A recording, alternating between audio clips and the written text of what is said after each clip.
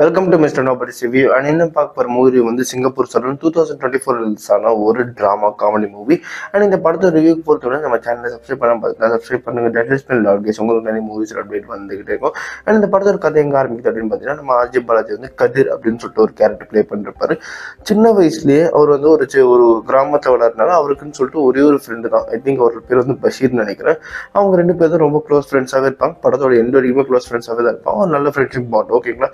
And வில்லேஜ்ல வந்து கதையை மூவ் பண்ணும்போது இவங்க வந்து சாச்சா அப்படின்னு சொல்லப்படுற ஒரு முஸ்லீம் கேரக்டர் வந்து மீட் பண்ணுவாங்க. அவர் என்ன பண்ணுவார் அப்படின்னு பார்த்தீங்கன்னா, அந்த ஊர்ல வந்து அவர் பார்பர் பிளஸ் வந்து இந்த முஸ்லீம்ஸ்க்கு சொல்லிட்டு இந்த அவங்களோட எப்படி சொல்றது, அவங்களோட இந்த முறையில வந்து இந்த யூரின் போகிற அந்த பிளேஸை வந்து கட் பண்ணுவாங்க பார்த்தீங்களா, அந்த கல்யாணம்னு சொல்லுவாங்க. அண்ட் அதை நடத்துறதுக்கு வர சமயத்தில் நம்ம கதிர் வந்து சாச்சா ஃபர்ஸ்ட் டைம் பார்க்குறாரு. அண்ட் அதுக்கப்புறம் வந்து சாச்சா மேலே ஒரு சின்ன ஒரு கோவம், என் ஃப்ரெண்டுக்கு என்னடா கல்யாணம் பண்ணிட்டேன் அப்படின்னு சொல்லிட்டு. தென் வந்து கதிருக்குமே வந்து மொட்டை அடிச்சிடுவாரு. அது ஏதோ ஒரு ஃபங்க்ஷன் இருக்கும் போல் கதிரோட வீட்டில். ஸோ அவர் வந்து கூப்பிட்டு அடிப்பாங்க. அதை வந்து சாச்சாவை வெரைட்டி வந்து டிஸ்டர்ப் பண்ணுறது அவங்க வேலை. அண்ட் அப்போன்னு பார்த்து அங்கே வந்து ஒரு பைத்தியக்காரங்க சுற்றிட்டு இருப்பான் ஊரில். அவனை வந்து கல்லடிச்சு துரத்துற அந்த நேரத்தில் சாச்சா வந்து அவனை கொண்டு போயிட்டு கடையில் உட்கார வச்சு ஹேர் கட் பண்ணி வெளியே கொண்டு வரும்போது அப்படி ஒரு மாதிரி மதிப்பாங்க அந்த பைத்தியக்காரனே. ஸோ அப்போ தான் வந்து நம்ம கதிருக்கு சாச்சா மேலே ஒரு ஈர்ப்பு.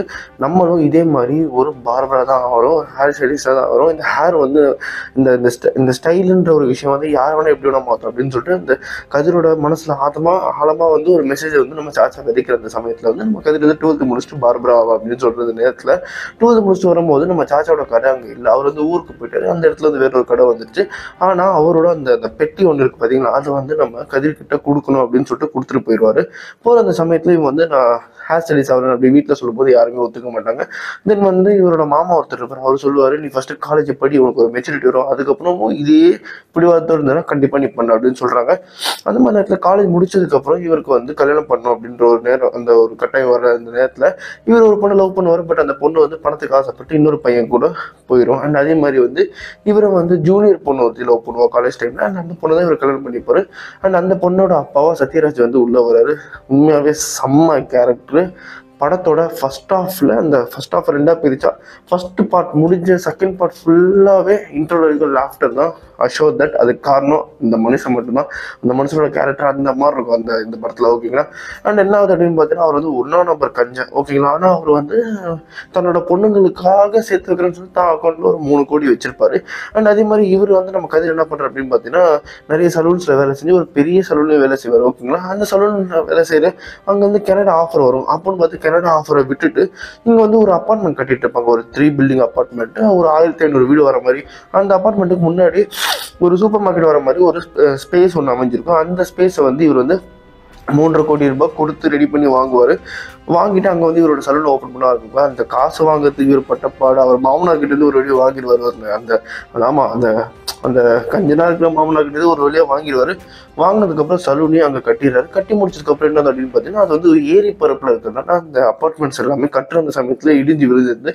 அண்ட் வந்து இந்த சலூனையும் வந்து இடிக்கிறதுக்கு சம்மன்லாம் அனுப்புவாங்க. பட் வந்து மாமனாரோட காசு இப்படி போச்சுன்னு சொல்லிட்டு மாமனார் வந்து அந்த லெட்டர்ஸ் எல்லாம் கீச்சு அவர் போட்டுருவாரு. அந்த இடத்துல வந்து குப்பத்து மக்களோட பின்னாடி அந்த அப்பார்ட்மெண்ட்டுக்கு பின்னாடி இருக்கிற 300 குடிசைகள் வந்து தண்ணியோட அடிச்சுட்டு போயின்னு சொல்லிட்டு அந்த மக்கள் எல்லாம் சலூன் பண்ணி வந்து நிற்க. அண்ட் அதே மாதிரி நம்ம ஹீரோ வந்து வாங்கின கடனே திருப்பி கட்ட முடியாமல் ஒரு மாதிரி டிப்ரெஷனுக்கு போயிட்டு சூசைட் பண்ணிக்கலாம் போகிற அந்த சமயத்தில் வந்து இந்த குப்பத்தில் வந்து ஒரு டான்ஸ் குரூப் ஒன்று இருக்கும், ஓகேங்களா. அவங்க வந்து அந்த எப்படி சொல்ல அந்த சேனல் கிட்ட போயிட்டு பேசுகிற அந்த சமயத்தில் இவங்களோட அப்பியரன்ஸை பார்த்து இவங்க வந்து மட்டம் தட்டுற மாதிரி சொல்கிற அந்த நேரத்தில் நம்ம கதிர் என்ன பண்ணுற அப்படின்னு பார்த்தீங்கன்னா, இவருக்கு வந்து க்ரூமிங்லாம் பண்ணி அமுச்சு விடுறாங்க. தென் வந்து அவங்க வந்து அவங்களோட டீமை வந்து சிங்கப்பூர் சலூன் கூடாதுன்னு சொல்லிட்டு ஒரு டீம் பில்டப் பண்ணி மக்களோட சப்போர்ட்டையும் வச்சு அந்த சலூனை வந்து ஓரளவுக்கு மேலே கொண்டு வர நேரத்தில் அப்போன்னு பார்த்து கவர்மெண்ட் இந்த சலூனை இடிக்கணும் அப்படின்னு சொல்கிறாங்க. கடைசியில் இந்த சலூனை இடிச்சாங்களா இல்லையா, அண்ட் நம்ம கதிரோட கனவு வந்து நிறைவேற்றா இல்லையா, பேஷன் வந்து அந்த ட்ரீம் அந்த பேஷன் எல்லாமே அச்சீவ் பண்ணாரு அப்படின்றது இந்த படத்தோட கிளைமேக்ஸ் கதையே. இந்த படத்துக்கு வந்து அட்வான்டேஜ் எல்லாமே வந்து என்ன அப்படின்னு பார்த்தீங்கன்னா, உங்களுக்கு வந்து எங்கெங்கே கொஞ்சம் லேகாக எங்கே தெரியுதோ அங்கன்னு பார்த்து ஒரு எலிமெண்ட் ஃபேக்டர், இந்த ஒரு சென்டிமெண்டல் ஃபேக்டர் ஒன்று வச்சு படத்தை வந்து டப்புன்னு தூக்கி விட்டுருவாங்க. இந்த படத்தில் வந்து லோகேஷ் கனகராஜ் அண்ட் அரவிந்த் சாமியில் வந்து கேமியோ ரோல் பண்ணியிருக்காங்க. அவங்களாம் வந்து நல்லாவே பண்ணியிருக்காங்க. முக்கியமாக அரவிந்த் சாமியோட கேமியோ ரோல் வந்து சூப்பராகவே இருந்தது. அதாவது படத்தில் வந்து இப்போ உங்கள் பேஷனை நோக்கி போறீங்க அப்படின்னா அந்த அரவிந்த் சாமி ஒரு கிளிப்பை மட்டும் மட்டும் பார்த்தா போதும், உங்களுக்கு வந்து மோட்டிவேஷன் கிடைச்சிடும்.